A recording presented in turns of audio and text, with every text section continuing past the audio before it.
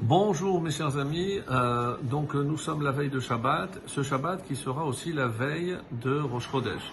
En effet, Rosh Chodesh Sivan tombera samedi soir et dimanche, et donc une paracha particulière parce qu'elle précède tout le temps la fête de Shavuot, la paracha de Bamidbar. Et j'ai sélectionné, donc j'ai choisi une petite idée pour partager avec vous concernant cette paracha. En effet, donc comme nous l'explique Rashi, on va voir ici que Akadosh Baruch Hu va compter le peuple juif. Et il dira pourquoi? Pour montrer son amour. Parce que lorsque Hachem nous compte, et il rajoute tout le temps. Alors ce qui est assez étonnant, c'est qu'il ne compte pas tout le temps. Donc on se pose la question pourquoi Rashi s'est senti obligé de dire qu'il nous compte tout le temps, alors que c'est des occasions particulières. Alors une des réponses consiste à dire que lorsque je compte quelqu'un, je ne regarde pas ses qualités.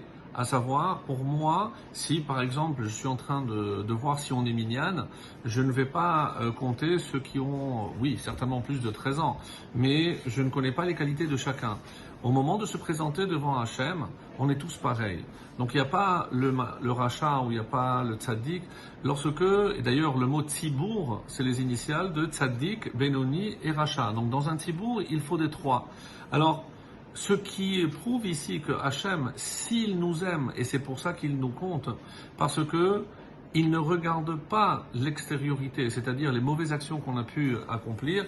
Hachem est capable de voir notre intériorité. Et à l'intérieur de chaque juif, il y a bien évidemment ce qu'on appelle cette étincelle, quelque part, le point de départ qui se trouve à l'intérieur de chaque juif est le même. Et c'est pour cela que Akadosh Baruch Hu, qui est capable de voir, pour lui, on a la même importance, et c'est pour ça qu'on compte, pas par rapport à nos qualités, pas par rapport à nos mérites, mais on compte parce qu'on fait partie du peuple juif. Autrement dit, même quelqu'un qui est très loin de la pratique, aux yeux d'Akadosh Baruch Hu, il aura la même valeur. Même si un non-juif, il faisait toutes les mitzvot, s'il ne se convertit pas en bonne et due forme, même s'il fait toutes les mitzvot, ça n'a aucune valeur. Pour bien nous montrer que ce qui fait de nous, et c'est pour cela que les Chachamim expliqueront que Asher Bachar Banu Mikol Ha'amim, il nous a choisis et il nous a donné la Torah. Donc, dans un premier temps, il nous a choisis parce qu'on avait les qualités requises, et la Torah vient ensuite. Bereshit Bara Elohim, pour Réchit, Dieu a créé le monde, Réchit Goyim Israël, nous sommes ce peuple pour lequel Dieu a créé le monde et pour lequel Dieu a aussi voulu nous donner la Torah.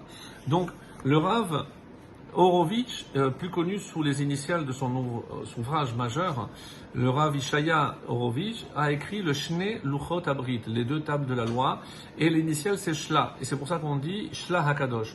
Et évidemment ça vous sonne un petit peu connu puisque on parle de la tefila du Shla, la tefila, la prière que l'on va faire en cette veille de Rosh Chodesh Sivan. C'est une prière qui est propice pour l'éducation des enfants. Et pourquoi elle est lue la veille de Rosh Chodesh Sivan? On comprend qu'on s'apprête à recevoir la Torah. Peut-être pour que nous, les parents, on se rende compte que si on a des enfants, c'est pour qu'on ait la force et la sagesse de comment transmettre les mitzvot, comment transmettre la Torah, parce qu'il ne suffit pas, comme on l'a dit souvent, d'aimer Akadosh Baruch Hu, il faut faire aimer Akadosh Baruch Hu. Faire aimer Akadosh Baruch Hu d'abord de notre entourage, c'est-à-dire de nos enfants. C'est par notre comportement qu'on pourra le faire. Alors il pose une question, le Rav Ishaya Horovitch, donc le Shnei Luchot Abrit, il explique que la force de vivre du peuple juif à travers toute cette histoire qui est longue,